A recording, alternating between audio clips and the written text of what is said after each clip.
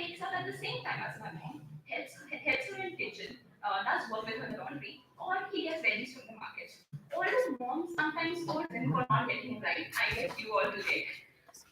Hence, we all are under women because of amazing men around us. Feminism isn't about treating women extraordinarily, rather treating them like they're supposed to be treated. Thank you.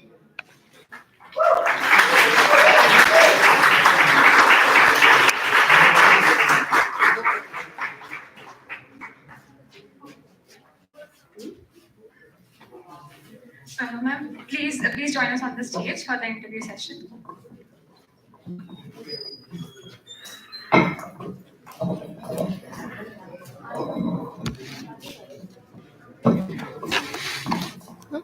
Light, see. See.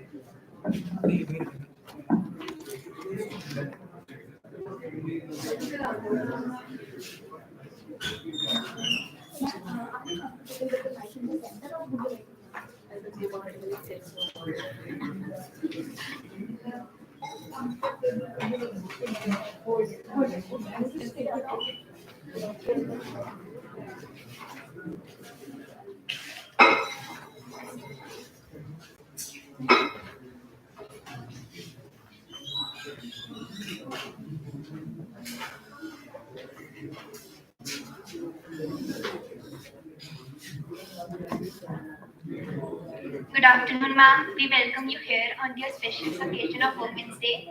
So thank you so much for accepting our invitation for the interview session. Ma'am, we would like to ask you some questions. So, how was your journey so far? First of all, thank you to all of you to giving me this opportunity to be the part of this prestigious event, kind of the honor day. And certainly, I would love to answer this question that how was my journey? And I'm really keen to reply. I started my schooling from a remote area, from a very simple town in the Punjab, where there were no much of the school's facilities, and I had to travel to Chandigarh, a nearby city, to get my schooling done. And thereafter, I was not knowing what is the engineering, but I was used to, I saw my videos, I was used to record it in my 8th class that I want to be a computer science engineer, because I was used to see some of the interviews of the CEOs of the company. So this was somewhere in my heart that I want to be a computer science engineer, and I have those recordings even now with me. And later on, I started with my +2, then engineering, and I got my first placement in GE. You might be aware, General Electric. So I got my placement there. I got Bangalore, and that is a US based company. So I had a constraint from my family that you cannot be going to Bangalore, you cannot follow those US timings. So I had to give up that job, and I switched to teaching. And thereafter, being in the teaching, I did my master's, I did my PhD, and finally I got into the academics, like I'm a teacher. But certainly, because whenever you do engineering, you have this dream in yourself that you want to be in a corporate. And why you want to be in a corporate? Because you want to do some R&D projects. So even being the teacher, I'm not the part of the various projects from the government of India. We have the good funding of 10 crore as a form of the Design Innovation Center, and many more prestigious, things. And I tell you one tragic thing which happened to me. I was in a private college, and at that point of the time, I gave birth to my second angel, my daughter, and I did not get any leave at that time. I was in a private college, so I did not get any leave. I had to carry my 1 day baby, in my lap, and I had to, travel to my college. I had used to my college bus at that time, and my driver, he was always used to curse me that why you brought your baby along with you in your college. I said I do not have any source where I should keep my baby. So when you're a woman, you have to be a good mother also, along with the professor or along with the teacher. So, I mean, you have to be perfect in every sense. And those curses of that driver turned out to be, I got placement in the Punjab University, a government job I have. I can drive myself, I can take care of my kids. I can balance my life. So I would always tell you, do not, give up your ambitions, your passion with the criticism of the people. Set your goals and follow those with the patience. So that is what I like to speak. So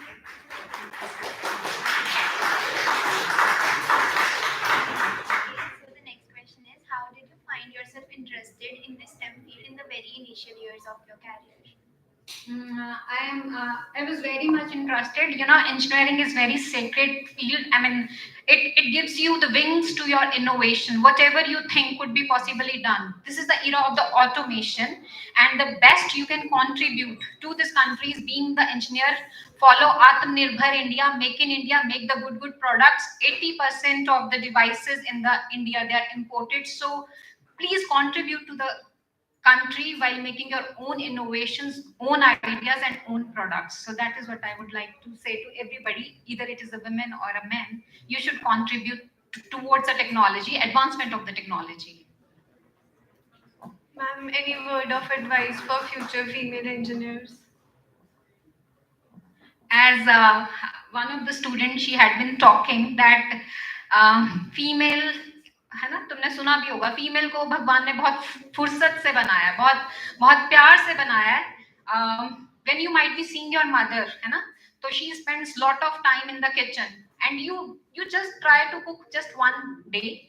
It needs lot of focus, है ना. Boiling of the milk, it needs lot of focus. You are to be there full time. So females are full of patience. If a male is given such a duty that you have to cook occasionally, it is fine, but it is a routine. They do not have that much patience. But a female, along with managing the house, like I'm here, but my heart even right now is at my home because my daughter is appearing for the exam. So I have to take care whether she be able to upload the sheet today or not. So a female has to be uh, kind of trained in every area. That is what. So I would say to every female that we are emotionally very strong, we are psychologically very strong, we are mentally very strong. Where we lack is physically. So just try to be physically strong, and you can do anything in the world. Just try to gym, try to do all dumbbells and all those things, and make yourself physically strong. Once you're physically strong, people not be able to tease you, will not able to stalk you, will not able to kind of pass on comments to you, because you can face them. And when you physically strong, that reflects in your personality. So that is what, try to make yourself complete in all ways. So that's what I'd like to conclude. Thank you so much, ma'am. So, Monica, ma'am, can you share some of your memories with the students? I think I've learned most of my learning. I would not say it happened during my graduation or post graduation. Most of my learning has happened during my teaching, and I'm really grateful to students because I learned my subject, which is physics, better because of them.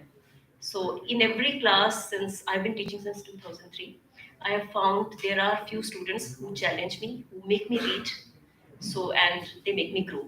Sometimes I felt that I don't know how much they are learning, but I'm learning more, and it's a very good feeling, and it keeps me keep loving and exploring the subject more and more. So it's some of the students I can vividly remember. They have really I've gone back. First thing, I've kept my bag and I've gotten back to book. Okay, he asked this or she asked this. What is it? How can I explain it better? So my memories with students have been more than good, I would say. And there have been times when I have not been feeling too good in general, but whenever I came to class, I forgot my those worries. So I'm thankful to students because they help maintain our sanity, and even through their pranks they keep us young. I've seen, if you see a person working in office 55 years old, and if you see a teacher 55 years old, you can clearly make out the difference, because a 55 years old teacher looks younger, feels younger, because they are with young students. So that way students are blessing for us. So my experience with them have been very good. I wouldn't say there was even a single class which I thought it is just not a good class. I wish I hadn't got to this class. there wasn't. And I would say I've been teaching mechanical branch most of the time. There used to be mostly boys, few girls, but my experience has been good.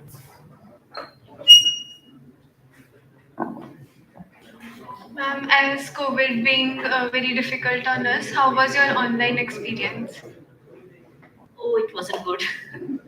I, frankly speaking, I did not like online teaching, and I think most of the teachers would agree.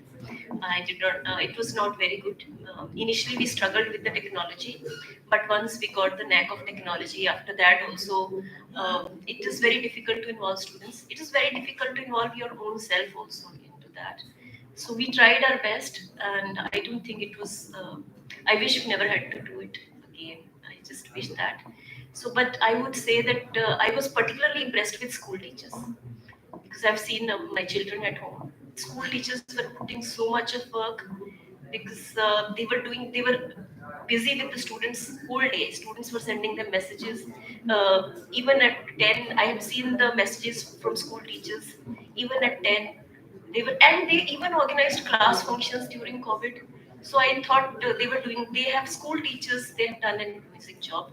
We have also tried, uh, but I'm hats off to school teachers. Okay, so ma'am, how do you think men contribute to the women empowerment in the present times? How do men contribute towards women empowerment? I think I think they don't want us to be empowered. Most of them, I don't know. I should say this. It's not politically correct, but they would rather have us, kind of in the roles that we had been, playing since centuries. That's what they would like us. But now I've seen a change. Uh, they like it when women participate equally. So I think this present generation can play a great role. I have seen at home also and with my students. They are most of the boy students are respectful towards girls, and they also some of the male students, boy students I've seen, they feel challenged by the girl students by their brilliance. So just if they don't feel threatened, they will definitely. I think if they are confident, they should not feel threatened by intelligent and creative female students. So they will feel that they will grow better if the female students or girls are empowered in general.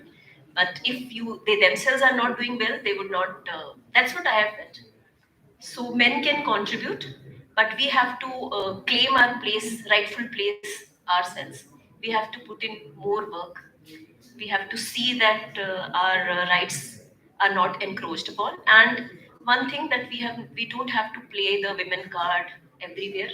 We have to have that capability. We have if we do our work nicely, we don't have to do that. So that's what I feel. So I think there should be no need. I would look forward towards a society where we don't have any need for any Women's Day or a Girl Child Day. Children's Day is fine. Mother's and Father's Day is fine because there's a Father's Day also, but there's no Men's Day. So thank you. Thank you so much, ma'am, for your Thank you so time. much.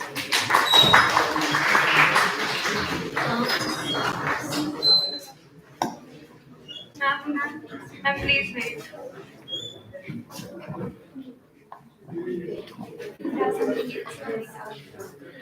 Thank you, ma'am, for sharing your thoughts. I am sure that your journey will motivate all of us. Now, we would like to honor you with token of appreciation.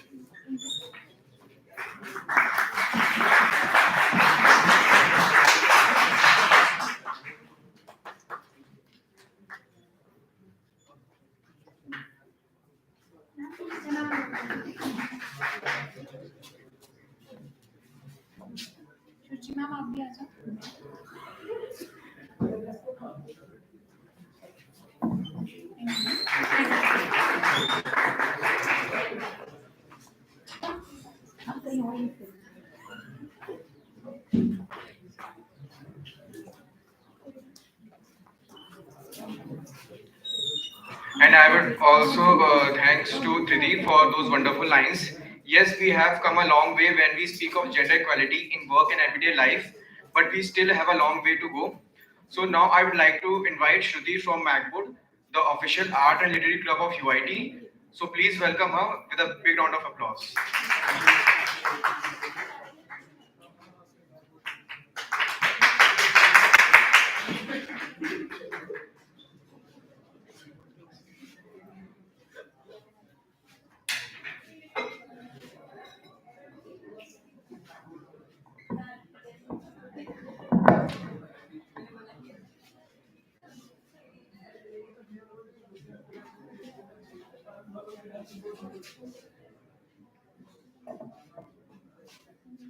From the tip of every branch, like a fat purple fig, a wonderful future beckoned and winked.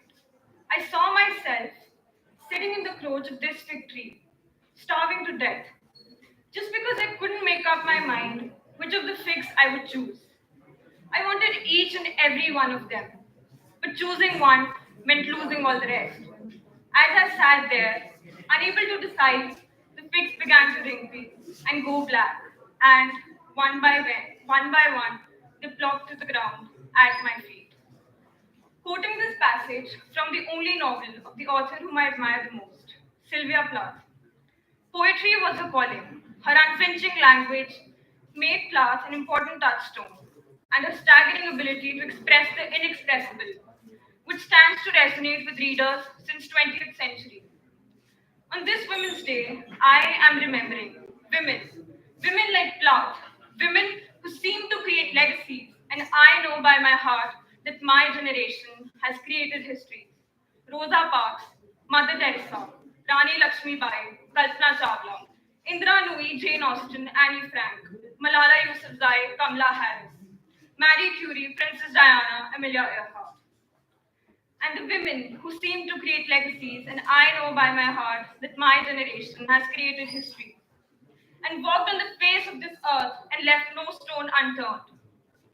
If I'd use a hyperbole to describe women, I'd feel women was created when the prettiest star exploded in the sky.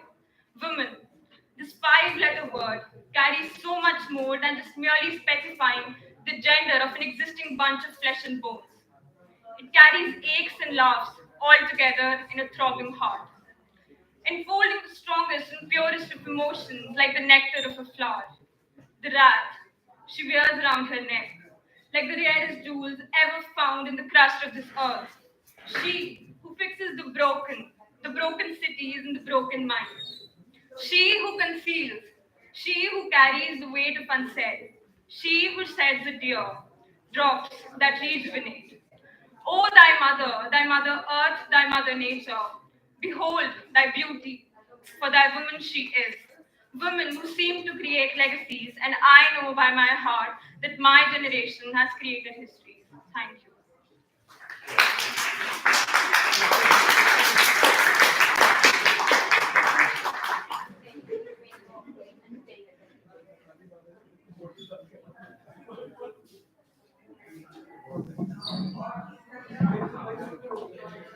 Thank you, Shruti, for shining a light on the women who formed the India we know today and for inspiring us to make the country better for women as they deserve.